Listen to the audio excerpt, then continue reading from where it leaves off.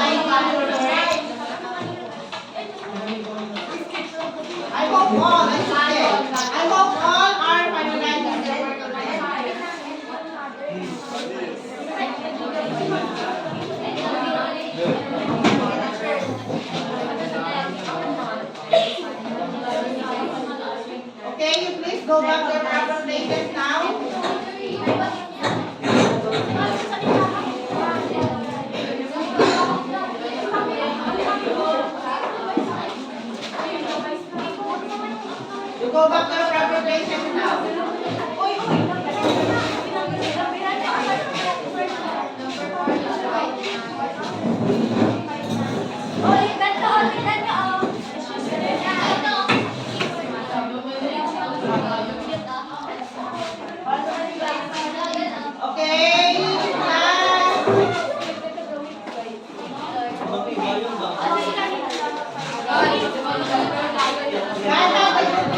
the group leaders come and have their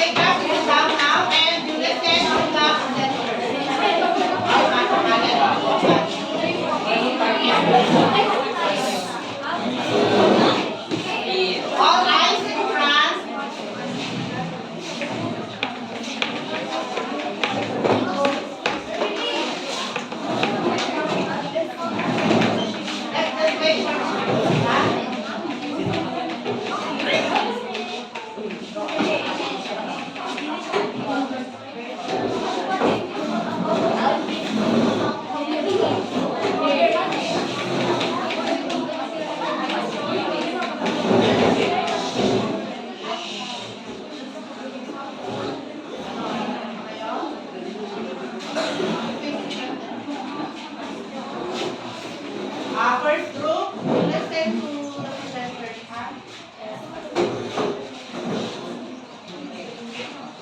So your task is you're going to create a timeline on how you see yourself 15 years from now.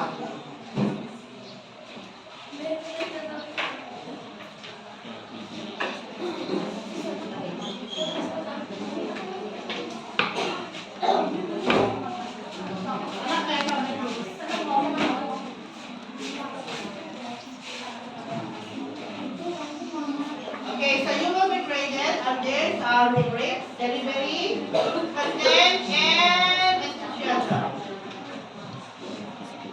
27 points each for the habit. Equivalent to 21 points.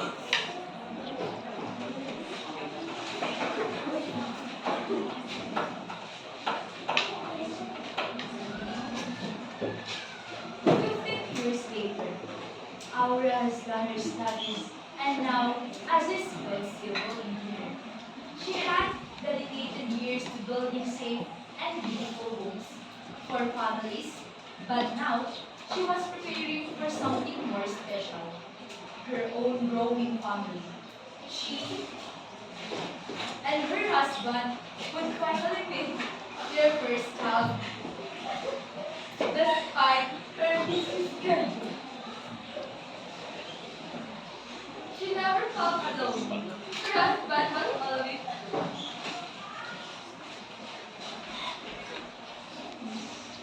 as the time goes by, she already gave birth. As explained at the end. Okay, mother. Push. Louder, 1, 2. I could have already seen the head.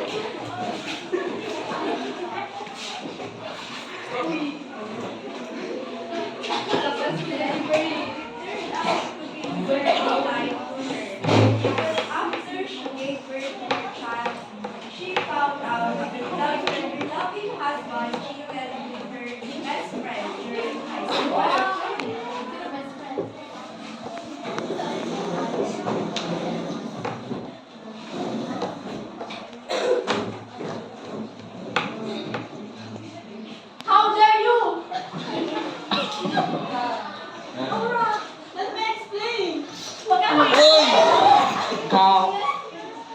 Then she settled by the mountain and found a better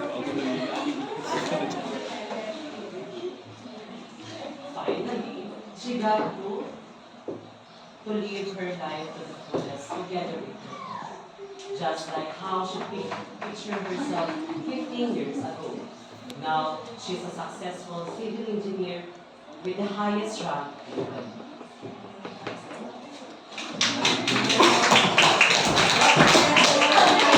Okay, congrats. And it's growing me. Aura, do you want that to happen 10 years from now? Your husband will be cheating on you? Okay. How you want to see yourself 10 years from now? Anak, may I learn?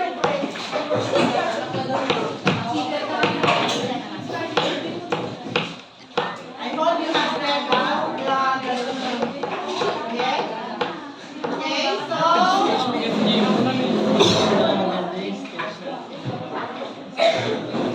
Pinakamaganda yung ating Good morning, everyone. Today we will tell a simple story. One day, there is this slave named Bob. The master who owns him does not treat him very well. Punches him every now and then and does not give him food for days. Then one night, he decides to escape his master. He sprints through the dense forest and sees a cave right up front where he decides to sleep for the night. The next morning, Babu woke up when he heard a loud roar. He was shocked to see a lion in front of him. And he became very scared. But, however, he was shocked when the lion did not attack him. Suddenly, he realized that there is a thorn in the foot of the lion.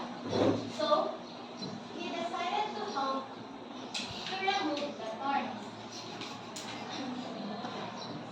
And then, there he realized that the lion doesn't mean anyone's intention to him but wants help. He only wants to be helped. After a while, they become friends. The end. okay, so that's the story of Babu and the lion. See, you are good storytellers. Here they have seen the life of Cora already 15 years from now. From that, they have related a story out from the drawings that they have drawn or sketched. And finally, from here, they have read the story and then you're going to relate it, summarize it, right? And you share it with us. Okay, go group 3.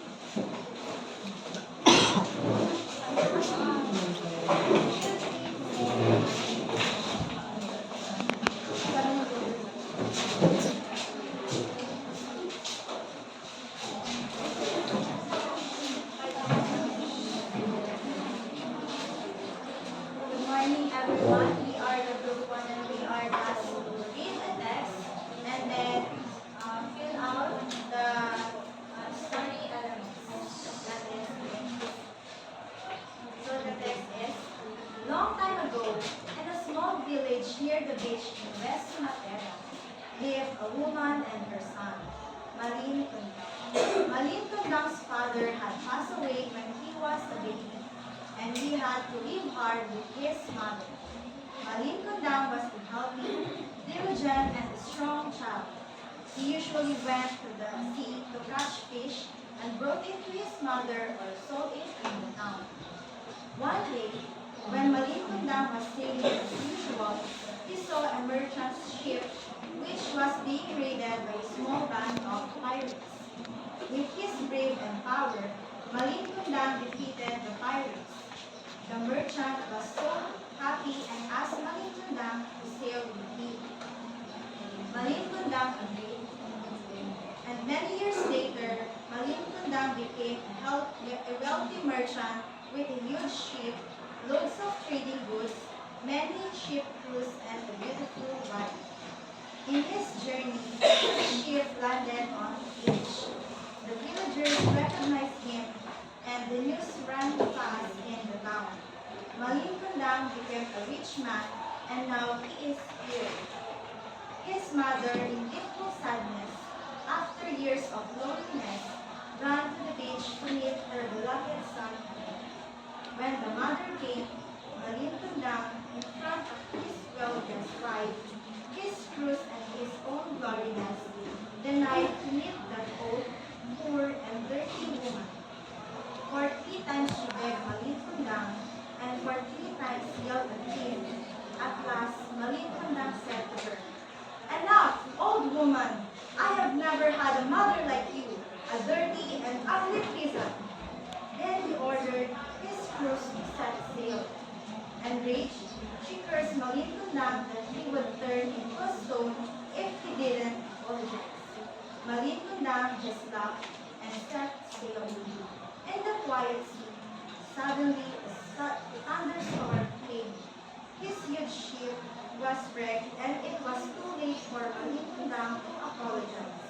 He was thrown by the wave out of the ship and fell on a small island, and suddenly turned into a stone. The settings in the text is small village near the beach in West Bulacan. The main characters in the text is Malin Kundang and his mother. The main character has both problem and goal. The problem is Malin Kundang himself, because he is selfish and he doesn't know how to look proud. His goals are to become successful. The first plot is Malin Kundang and his mother live in a small village near the beach in West Bulacan. He had to live hard with his mother. One day, when Malin Kundang was sailing, he saw a merchant ship which was being raided by a small band of pirates. Then Malin Kundang fought against the pirates and defeated them, and he joined sailing with the merchants. He came back to the village as a wealthy man, and the villagers and his mother recognized him, but he denied his mother. Finally, his mother cursed Malin Kundang to become a stone if he won't apologize, but he ignored his mother's word. When the storm came, the ship got destroyed and he was thrown away in a small island. That's all. Okay, so you have identified the elements from, or the sub-elements of your class, right? Identifying the setting, the characters from your writing up to the resolution. Okay, so now that you are already good in narrating stories and in summarizing stories, okay, we are now about to wrap up our lesson for this morning. Okay. So, as we have said a while ago, the importance of transition signals in narration is that it links or it connects sentences or paragraphs into a meaningful one. It's easier to understand. Okay, now we move on to our evaluation. Okay, so I have titled your evaluation, the bloggers are out. Okay, so the bloggers are out. What is the difference between the blogger and vlogger? For blog, it's a written text, right? Okay, you're going to give a written text of your experiences, of your feelings, and your personal account. Recounts, right? One for blogs, videos. You're going to have your live videos. Sino sa inyo ang gusto maging vlogger? Who among you here wants to become a vlogger? Or a blogger? Okay. Next time, I'm going to let you write write a blog about your most recent travel. So you're going to write in narration form. After writing your final draft, you can post it in your FB account or in your Instagram. Accompany it with pictures if you have. Or if you do not want to share it on social media, then you are to submit a hard copy of your blog. Yes? Yes. Okay. You can start writing. You still have 10 minutes. What do you like? You're going to post it? No. Huh? No. So those who can post it on social media, very good. You will have additional for those who cannot post it on social media or those who don't want to post it, still you have your point. Do you have point? Yes, everybody has reaction?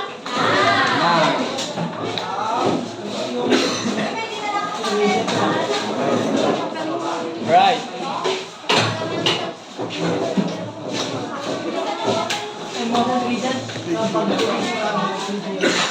Narration travel.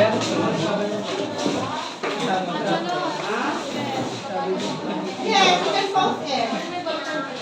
Because that is what I have asked you. Pwede na kayo pag-direct sa phone nyo. For as long as you're going to share the link with me, to me. Or you will submit the link in our meeting so that everyone will have an access to it.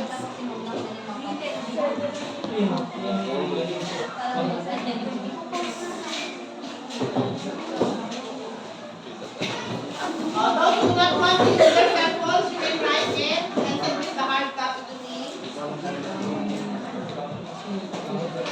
Sino yung mag-post? Demeshi? So, mostly, who among you are going to submit a hard copy? Sige, that's okay.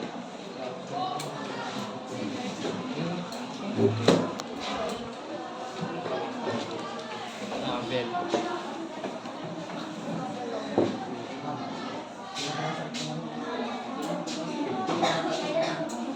Within this day. Travel ko. Pagod ko sa tabi.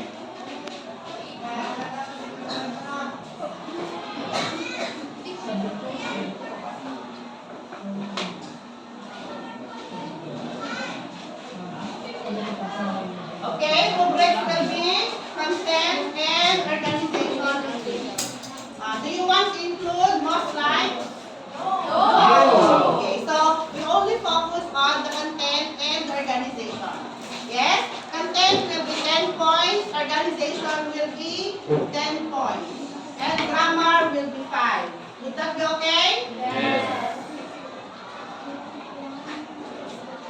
Yan na.